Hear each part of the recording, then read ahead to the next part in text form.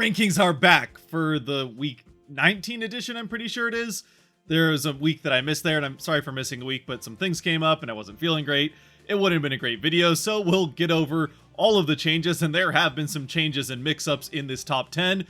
from what we saw 2 weeks ago. So since it has been a little bit of an extra wait since the last one of these, let's jump right into it with the first and only honorable mention this week in the Detroit Red Wings, who still are just on the outside of the top 10 looking in, but if they keep winning games at the rate that they have been recently, they should find their way into this top 10 before too much longer. Now, yes, the Red Wings have been winning a lot of their games recently, winning the last 5 straight, 3 of those in overtime, and while some of those overtime wins are against opponents they probably should be beating in regulation, like Chicago, and yeah, offensively they are still getting a bit carried by a very good power play and a shooting percentage that's the only one in the NHL even close to the Vancouver Canucks, so that puts them easily in second.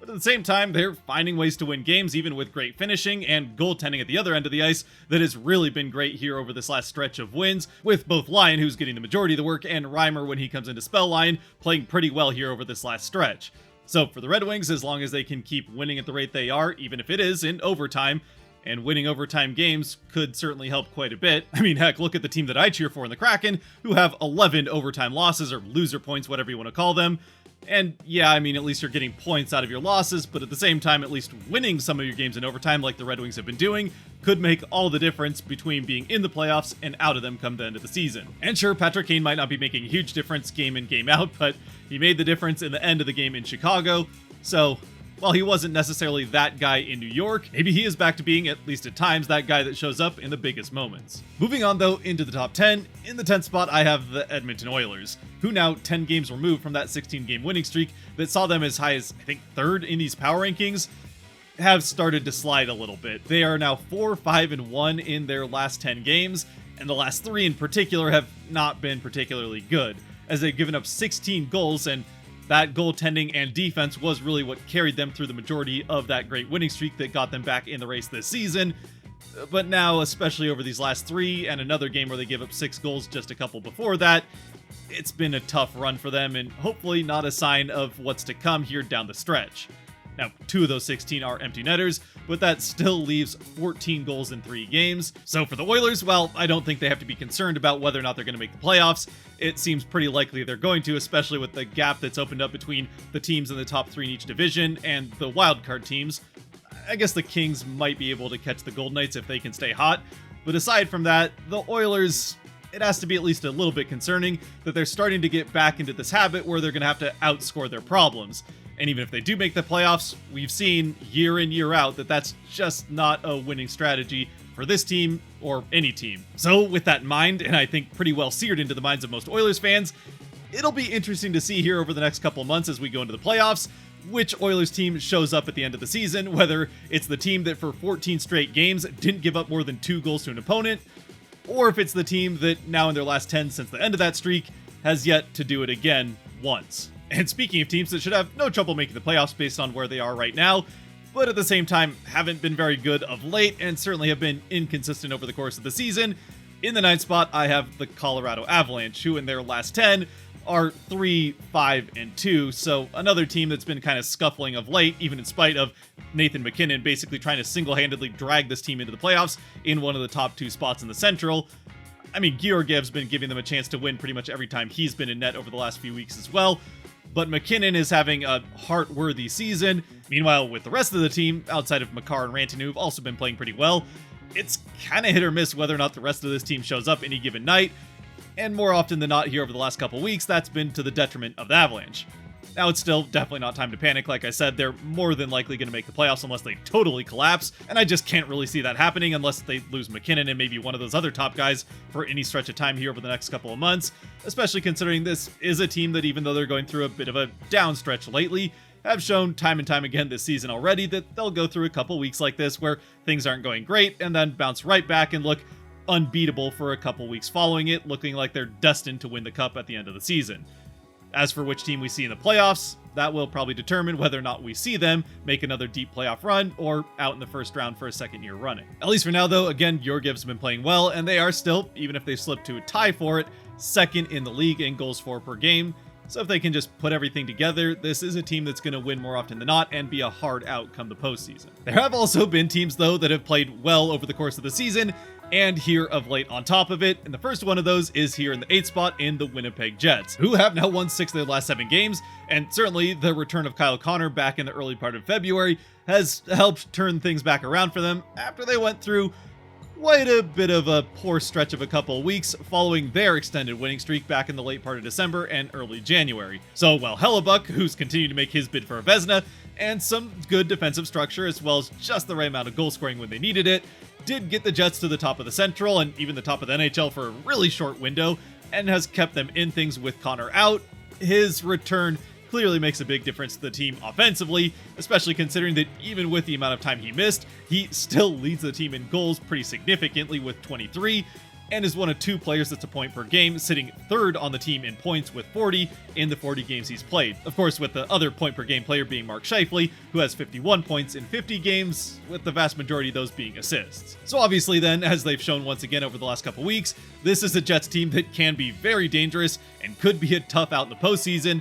if they can stay healthy. Of course, that if when it comes to health is something that's true of any team in the NHL, but at least on the offensive end, it might be a little bit more important for the Jets to stay healthy there than some other teams. Up next in the 7th spot, I have another team in the Carolina Hurricanes who has been very good at keeping the puck out of their own net, though unlike the Jets, that has not necessarily been true the entire course of the season, as I think most people are pretty well aware, especially Hurricanes fans. The start of the season was not going particularly well when it came to that, thanks to some pretty shaky goaltending. Still, they were very good defensively, but the goaltending just wasn't giving them a chance, and now it's continued to be a heroic turnaround for the goaltending for the Hurricanes, and it's pretty much been true whether it's Kochetkov or either Ranta or Martin, depending on who's healthy at the time, in net for the Hurricanes, as they've gone from the team that was giving up goals like candy at the beginning of the season to now all the way up into the top 10 in the 8th spot when it comes to goals against per game. Now, yes, at the same time, they are going through a bit of a dry spell here in the last week offensively, with just 4 goals in 4 games. Still, they won one of those games 1-0 thanks to the great goaltending and defense, but this is still a team that, at least as far as the analytics are concerned, should have no trouble getting that offense to show back up and turn things around here over the next couple weeks, and still was scoring pretty well coming into this week. As at least as far as the advanced stats are concerned, this is the best team in the NHL defensively at 5-on-5, and one of the 4 best offensively at 5-on-5. Now, that hasn't always converted to true offense when it comes to how things have turned out for them on the ice, as they're still towards the middle of the pack when it comes to goals for per game. But if they can get those analytics to show up a little bit more at 5-on-5, they should have no trouble making a pretty big dent and maybe even challenging for, well, they're going to have a tough time catching the Rangers for the top of the division based on how that team's playing recently. But with their special teams being 3rd best and 4th best in the NHL, respectively, between the penalty kill and power play, this is without a doubt a team that has shown they are one of the best in the NHL in just about every way when they're at their best. And speaking of teams that are playing at their best, in the 6th spot, I have the Toronto Maple Leafs, who are only in the 6th spot because they had a bit of an iffy month of January and start of February to kind of work their way down into even potentially outside the playoff picture for a little bit there, but they have come on strong here over the last couple weeks with 7 straight wins in which they have 38 goals. A lot of those being Austin Matthews, who has now 50 goals on the season already, and is certainly putting his hat in the ring for that Hart at the end of the season. But even for as great as Matthews has been, it's not all on him. The rest of the team is playing pretty well behind him. Marner's been great. McMahon out of nowhere has been very good for this team. They're getting good goaltending, pretty good defense, consistently giving up 3 or fewer goals every game, meanwhile scoring 4 or more in all 7 of those last 7 wins, including one game where they scored 9, a couple where they scored 7, a 6-pointer in there. Yeah, it's been a pretty dominant stretch here for the last few games, and for the Maple Leafs, there's not even the excuse of them just playing against terrible teams. I mean, the 9-2 win that they had was over the Ducks, but I mean, that's kind of what you'd expect for a team playing this well against a team like the Ducks. Meanwhile, 5 of the other 6 wins in that streak were all against teams that were in the playoff picture at the time the Leafs played them. The Blues have now worked their way out of a playoff picture because of losing to the Leafs twice in that stretch, but this is a team that is firing on all cylinders to the dismay of pretty much the rest of the hockey world, especially those of you in Canada. And yes, obviously, as always, even with this being maybe the best 7-game stretch the Leafs have had in decades, they're going to have to continue to play this way through the rest of the season, and certainly play this way they have in the last few games once the playoffs roll around, if they really want to prove any of their haters wrong and start to shut some people up. Obviously, their haters being a dime a dozen, with this team not being the most popular outside their own fan base. But at least for now, though, whether you like it or not, this is a team that's playing as good of hockey as any team in the NHL at this point in time. In fact, if I were to do these power rankings more based on just the last couple weeks or just the last week, they'd be right up there in the first or second spot in these power rankings. I mean, heck, they're playing so good, they even beat the Coyotes for the first time in 3 years. Moving on into the top 5, though, I have the Dallas Stars, who, actually, now that I look at it and how they've played over the last couple weeks, I kind of feel like I should have had this team maybe even down in 7th place, had the Leafs in 5th and the Hurricanes in 6th, but it is what it is now. The Stars have been more consistently good over the course of the whole season than either of those teams, who have had larger stretches of iffy play. But you know what, even with that being said, they had won 7 of 8 games coming into that 4-game skid, and they did lose to some good teams in it, aside from the Senators, who they lost to 4-1 at the end of it, so maybe that was rock bottom as they bounced back to beat the Carolina Hurricanes, who we've already seen in this top 10, and the first 2 losses were in overtime, including a shootout loss to the Bruins. So yeah, they at least get 2 points in the standings in those 4 games. And while the goal scoring might be a bit of a concern, as even the win against the Hurricanes, they only scored twice, this is a team that has been a bit streaky with the goal scoring, but still has had goaltending to make up for it more often than not. Though, of course, at the same time with that streaky goal scoring, with this Stars team, as well as pretty much all the teams left in this power rankings, being one that has their sights set on the late part of April, if that streaky goal scoring is still a problem at the end of the season, it could end up costing them once that late part of April rolls around.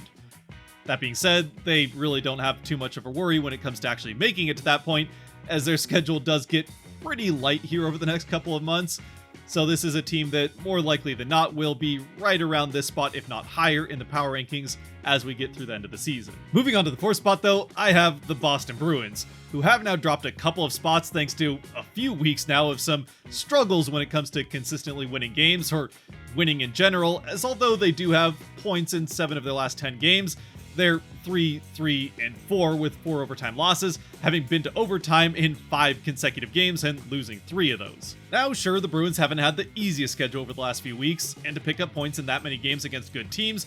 would be an accomplishment for, say, teams that are right around 500 and fighting for wildcard spots, but not for a team that's been sitting atop the East for that long, and certainly not a team that's going to be in the top 3 of these power rankings. Well, we'll see about that when it comes to the 3rd spot. Either way, for the Bruins, they had to move down a little bit. They just can't consistently find ways to win games. In fact, they're kind of finding ways to lose games here over this last stretch, even ones that they play well in, like their last regulation loss to the Kraken. They played pretty well, massively outshot the Kraken, but still lost 4-1. Now again, especially with the number of overtime games they play, they're obviously in a lot of these games, and one bounce one way or the other can decide that, and there is an element of luck to a game that's played with a frozen rubber disc that you whack around with sticks while wearing ice shoes. Still, for the Bruins, there has to be at least some concern, especially among the more pessimistic fans, whether or not this is some chinks in the armor starting to reveal themselves, as this team has been kind of hovering around the middle of the pack, right around NHL average when it comes to 5-on-5 offense and defense based on the advanced stats. Not to mention the fact that they've started to slide a bit when it comes to the goals for per game, where they're still ranked 11th, but moving their way down that list, and also moving their way down out of where they were just glued to the top spot in goals against per game for most of the season, now having dropped to 5th. I suppose the one piece of good news there is that the goaltending doesn't seem to be the issue. It's more some defensive structure woes that they've had, allowing rush chances and just not playing that same style of defense that you're used to seeing from the Bruins, especially over the first half of this season and pretty much all of last season, other than maybe the playoffs. Of course, with all that being said though, because in large part to how well they did in the first half of the season, there's no chance they miss the playoffs this year. The question is just where they end up in their division. Do the Panthers end up passing them? They already have now been passed, even if it's just by tiebreaker right now as I record, by the Rangers for the top spot in the Eastern Conference. Though I suppose there, for what it's worth, if the Bruins were to slide behind the Panthers and get the 2nd spot in the Atlantic rather than the 1st, at least as things stand right now, and it's certainly trending this way that it'll stay there, that would put them up against the Maple Leafs with home ice advantage come the postseason. That's something that I think Bruins fans would probably be excited about. Up next in the 3rd spot, I have a team that's been kind of tight at the hip with the Bruins here in these power rankings over the last over a month now, I think, in the Vancouver Canucks, who have now dropped down to this 3rd spot after a pretty decent run in the top spot. For the Canucks, like the Bruins, things have not been going particularly well here of late. They too have lost the majority of their last 10 games with a somewhat better 4-5-1 record, so I guess by points it's actually not that much better. In fact, it's a little bit worse, but either way, a lot of the same things I said about the Bruins could be said about the Canucks as well here over the last couple weeks. Maybe not so much with the overtime games, they haven't been playing nearly as much of those as the Bruins have, but they still have been in a lot of these games they're losing. They just continue to find ways to lose, within a goal or two, which can be made the difference of an empty netter here and there. And for the most part, it's been thanks to a lack of goal scoring, which has kind of been the thing that a lot of people have been pointing to, saying that doesn't really look sustainable over the course of this whole season.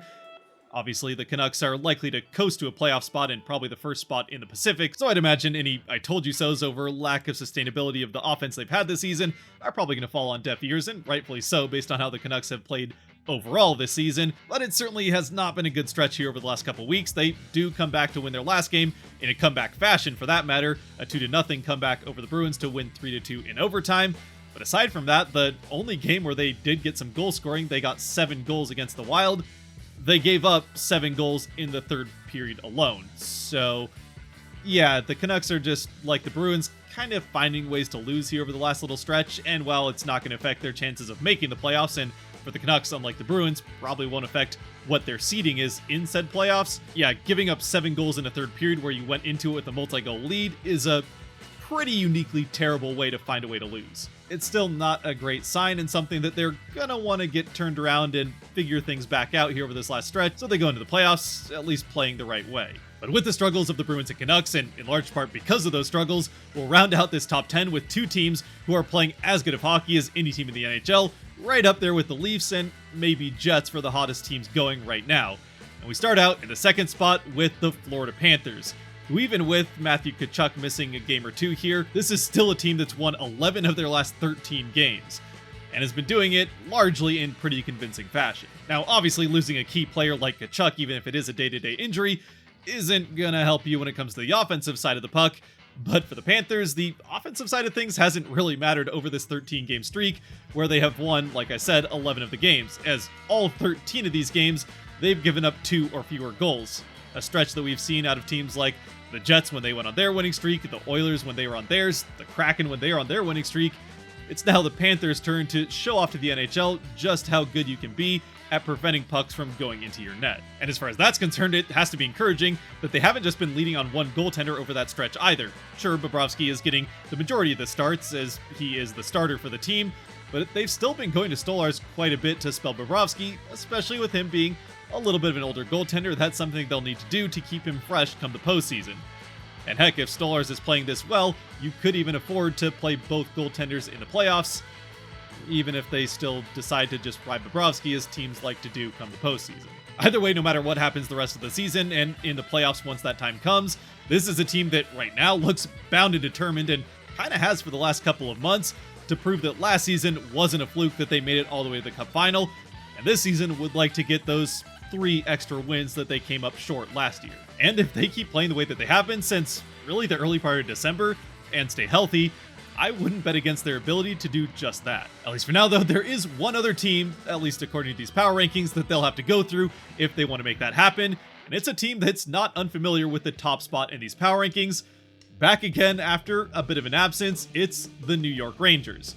Now yes, I'm aware the Rangers, here on Sunday night,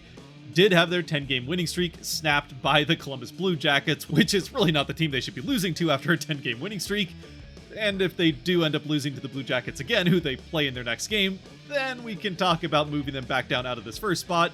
But at least for now, they have that 10-game winning streak, prove once again they are, if not the class of the NHL, right up there with the very best teams, and have also worked their way back up into the top seed of the Eastern Conference, as well as obviously the Metropolitan Division, where they have started to re-distance themselves from the Hurricanes, who had caught right up to them and were challenging for that lead of the division until they went on this run. And, at least for me anyway, maybe equally as impressive as that 10-game winning streak is the fact that during it, the Rangers were just kind of finding ways to win games. They weren't relying on one side of the ice or other to carry them, like we've seen a lot of teams do, relying largely, at least this season, on great goaltending and not giving up goals to get those wins, whether or not your offense shows up. And for the Rangers, well, that was a big part of it. They gave up 1 or fewer goals in 6 of the 10 wins. There was still the odd night here and there over the course of that streak where they gave up 3, 4, even 5 goals and still found a way to win, including a pretty impressive comeback win against the Islanders in that outdoor game, which outdoor games are always a bit of a wild card, but still an impressive win nonetheless. Oh yeah, and that's to say nothing of Rempe's sanity, which makes it sound like he's sane the way he plays, which is definitely not the case, as he's fighting his way through the NHL like it's the 70s out there. But either way, it's been an exciting start to the career of Rempe, and for the Rangers, it's been an exciting last couple of weeks, and shoot, even beyond that. With that though, as always, I'd love to know your thoughts down in the comment section below about this top 10, if you haven't already given them, what teams you'd have higher, what teams you'd have lower, any teams that I left out in general. Again, the Stars probably a team that could be a little lower, maybe the Leafs a little higher. Either way though, if you have made it to this point, thank you very much for watching. If you did like or enjoy the video, the buttons for that kind of stuff down below that helps support the channel, so I appreciate you using them. Like and subscribe, of course. And until next time, which should be next week, barring some sort of craziness like we had last week, stay safe out there, be good to each other, God bless, and go whoever you're cheering for. I don't know, it's the Kraken or...